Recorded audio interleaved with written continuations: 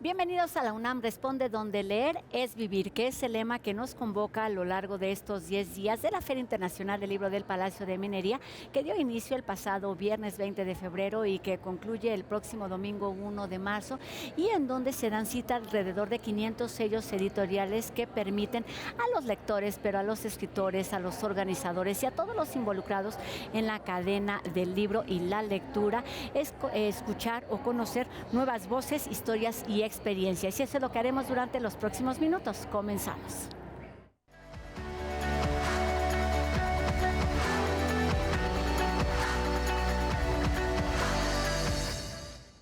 Hablemos ahora de creatividad, aprendizaje y también de motivación. Se trata de algunas de las actividades que presenta en este recinto el Centro Cultural Universitario Tlatelolco y que se incluyen en los 70 talleres que ha anunciado el Palacio de Minería para motivar principalmente a las infancias y a las juventudes en temas de acción, pero también de creatividad, de participación, en torno a temas como la lengua, por ejemplo, o la ciencia. Y de ello platicamos esta tarde precisamente con nuestra invitada Aurea Shaide Esquivel Flores, quien es la responsable de la biblioteca Alaide Fopa de la Unidad de Vinculación Artística, la UVA de Tlatelolco. ¿Cómo estás? Muy bien, muchísimas gracias. Muy emocionada por todo lo que viene.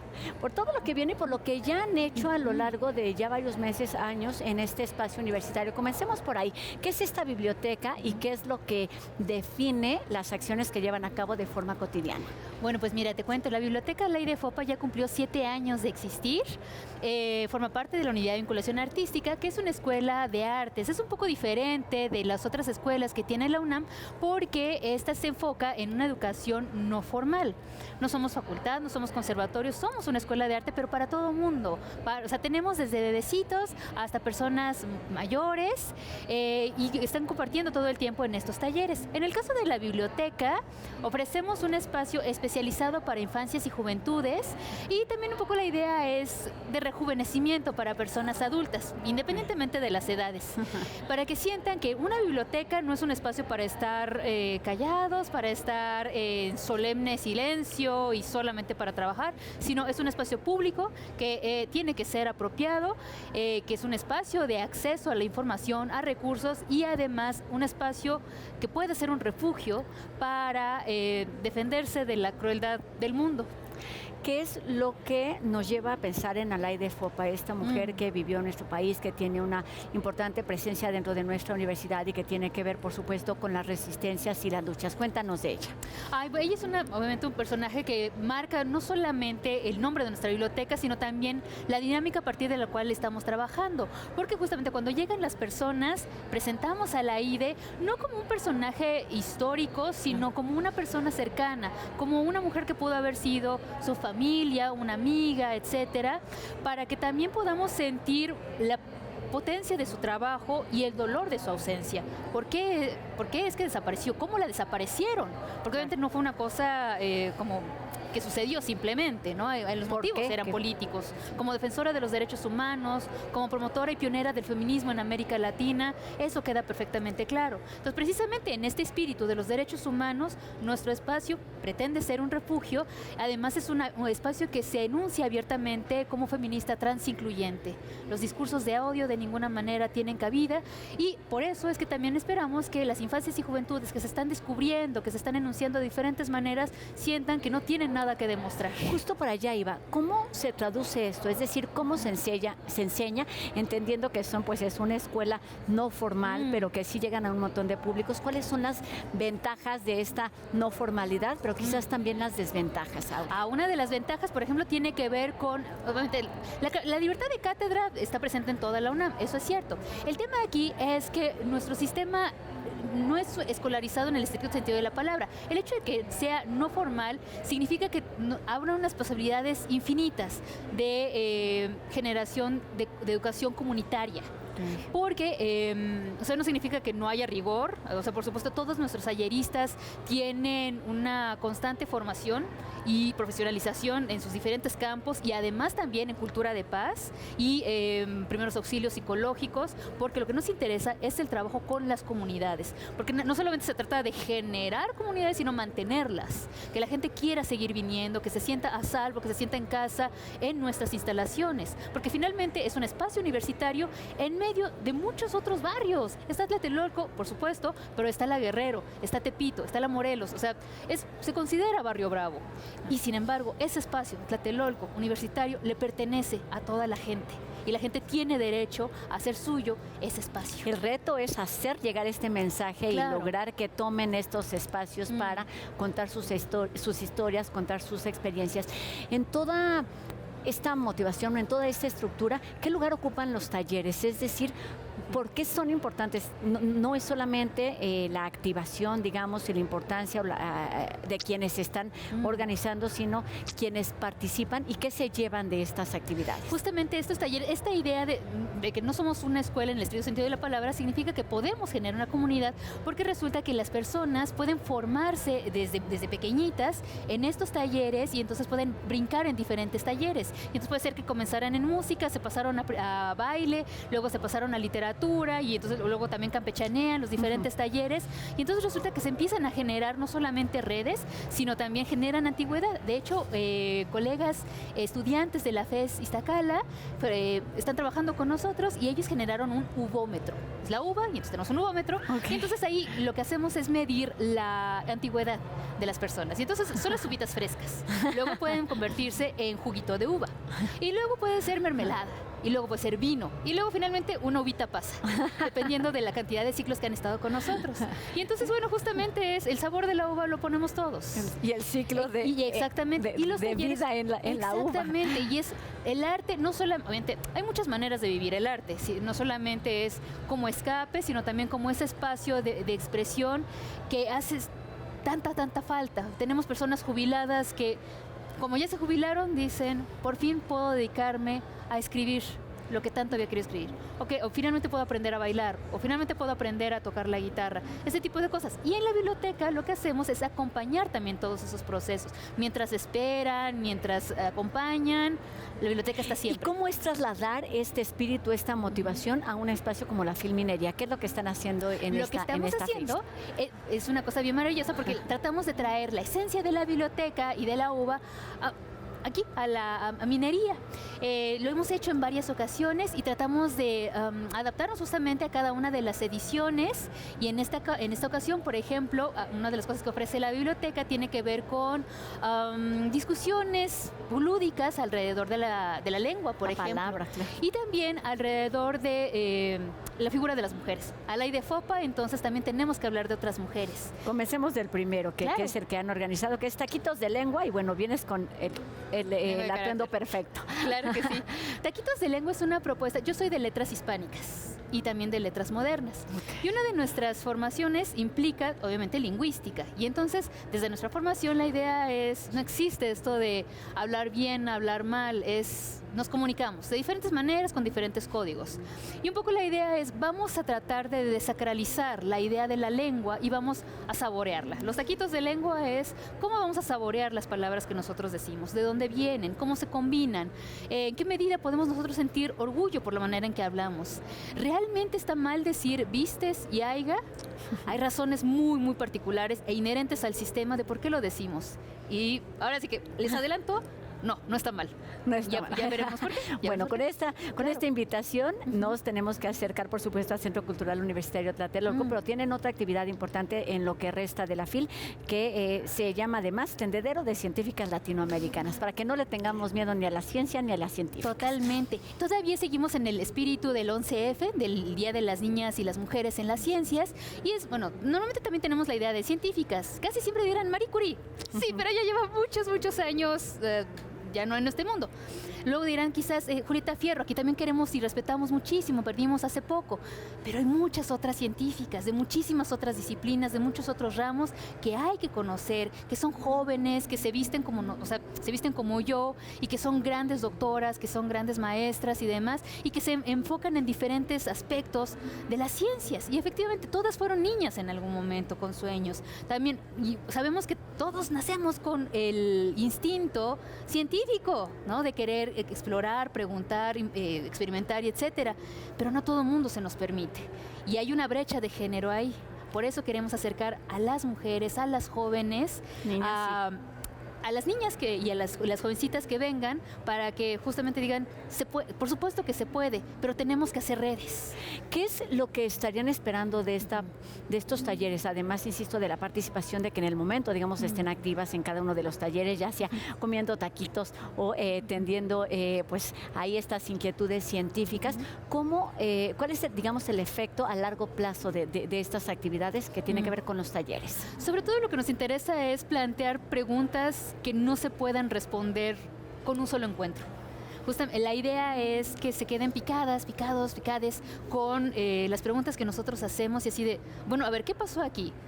Quiero saber más de esto, quiero saber más aquello. Y entonces, bueno, que quieran conocer también la vibra que nosotros ofrecemos en Tlatelolco, que quieran visitarnos, que quieran visitar la biblioteca, que quieran estar, que en la biblioteca quieran incluso, o sea, no solamente consultar libros y los cómics y los mangas que tenemos, sino si quieren simplemente echarse una pestañita, se puede perfectamente. Quieren pasar a nuestra cafetería y solo disfrutar de los árboles con este calor horrible que está haciendo, adelante. La cosa es que sientan que la universidad es su casa, independientemente de si son comunidad o una Y esto puede encontrarse aquí en la Feria Internacional del Libro del Palacio de Minería, pero también allá en el norte de la ciudad, en el Centro Cultural Universitario Tlatelolco, porque tienen un montón de actividades programadas a lo largo del año, así es que muy atentos a sus redes sociales y a sus actividades.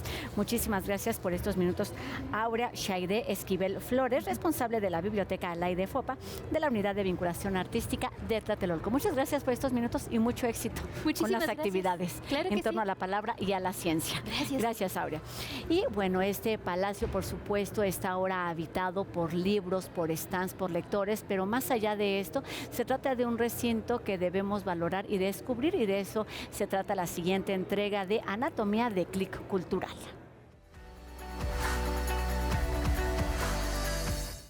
Si existe un espacio que ha atestiguado el paso del tiempo desde el virreinato, atravesando la revolución hasta el nacimiento de la inteligencia artificial, ese es el Palacio de Minería. Y es que sus paredes guardan más de 200 años de historia, mismos que hoy lo convierten en uno de los edificios más representativos de la arquitectura del centro histórico de la Ciudad de México. Se construyó entre 1797 y 1813, hacia finales de la época virreinal de la Nueva España. El proyecto estuvo a cargo del arquitecto valenciano Manuel Tolsá, cuyo trabajo era reconocido por ser uno de los mayores exponentes del neoclásico en América, un estilo que se inspiraba en las culturas griega y romana. Esta referencia es notoria cuando se observa el salón de actos, con sus 28 columnas de estilo jónico adosadas al muro, y sus 18 ventanas elípticas, que de acuerdo a la inclinación de la luz del día, producen diferentes atmósferas lumínicas en el recinto. Desde su asignación como Real Seminario de Minería, mantuvo una estrecha relación con las ciencias, de ahí que cuente con 13 pedestales donde cada escultura se relaciona con alguna disciplina, hasta la emblemática exposición de meteoritas ferreras, que se exhibe en el vestíbulo del palacio desde el siglo XIX.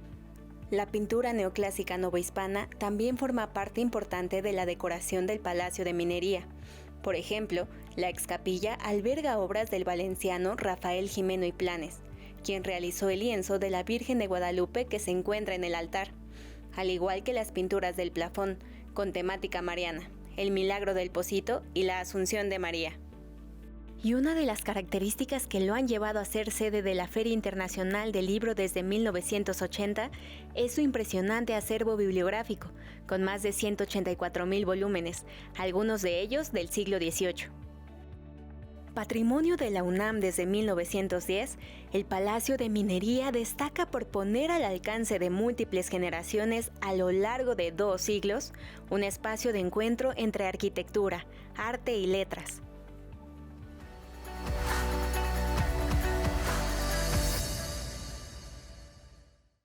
Hablemos ahora de migración, historia, política y sociedad a propósito del libro Méxicos en los Estados Unidos, estudio socioestadístico sobre las comunidades mexicanas en los Estados Unidos, que nos permite pues tener eso, una especie de fotografía de las experiencias, de las historias de los mexicanos del otro lado de nuestra frontera, y para ello nos da muchísimo gusto saludar a sus autores. Se trata de Laura Vázquez Maggio. ¿Cómo estás? Muy bien, Bienvenida a La UNAM Responde, y también a Francisco Reyes Vázquez, les damos la bienvenida. Bienvenidos. Gracias, un gusto. Pues platiquemos de esto, comencemos y tenemos que empezar hablando del tema. ¿Por qué es importante traer a los mexicanos a un libro de este tipo? ¿Cuál fue la motivación principal? Mira, en realidad la migración México-Estados Unidos es probablemente uno de los grandes temas más estudiados de la relación bilateral. Es una migración de muy largo plazo, desde que se estableció la frontera en sus características actuales. Y este libro lo que nos arroja es una actualización. Hay muchos estudios desde diferentes perspectivas, históricos, de diferentes coyunturas, subgrupos, diferentes temas asociados a la migración, y este libro es una radiografía. Yo le digo radiografía, otros le dicen un atlas, otros le digo almanaque, alguien se ha referido como enciclopédico, como una enciclopedia actualizada de la migración México-Estados Unidos. ¿Qué es, Francisco? ¿Qué es exactamente? Y para ello tendríamos que saber cómo está conformada esta publicación. Claro que sí. Bueno, principalmente me gustaría iniciar mencionando que México en los Estados Unidos es un estudio socioestadístico, como su nombre lo menciona, en el cual tratamos de retratar las características de esta población en ese país. ¿Qué tipo de características? Bueno, pues estamos hablando de que queremos responder en este libro, primero, quiénes son, cuántos son, dónde están, de dónde vienen, y yo creo que una de las partes más importantes es cuáles son los retos que enfrentan estas poblaciones en este contexto. Tenemos que hablar del título o del propósito del libro, que tiene que ver no con un México, sino con muchos Méxicos. ¿Por qué? Bueno, en realidad la cuestión en plural es porque, por muchas razones, en realidad no hay una respuesta fácil, pero nuestro país es un país muy diverso. O sea, México es un país muy diverso. Al interior de nuestro país hay múltiples Méxicos, y estos Méxicos, cuando migran, son nuevamente otros Méxicos. Y son otros porque además están impactados, digamos, reciben un impacto, como cualquier ser humano o ser vivo, del medio en el que están. Entonces, tanto de origen son diversos, como en el destino se reconfiguran según pues el ambiente en el que están. Y eso es importante para entender la migración. La migración, digamos, tiene muchos retos, pero uno de los retos tiene que ver con la integración en todos los aspectos, económicos, sociales, culturales. Y claro, la integración pasa por saber en dónde me estoy integrando, cómo estoy siendo recibida, en fin. Me parece que la cualidad principal es justamente identificar y entender estas diferencias, porque desde el momento en el que hablamos de migrantes, es eso, son migrantes, son muchos, son historias diferentes, realidades diferentes, contextos diferentes, y en este sentido, Francisco, cuéntanos cómo es que se acercaron a estas particularidades desde nuestro país para hablar de lo que están sintiendo, de lo que están viviendo allá. Claro que sí.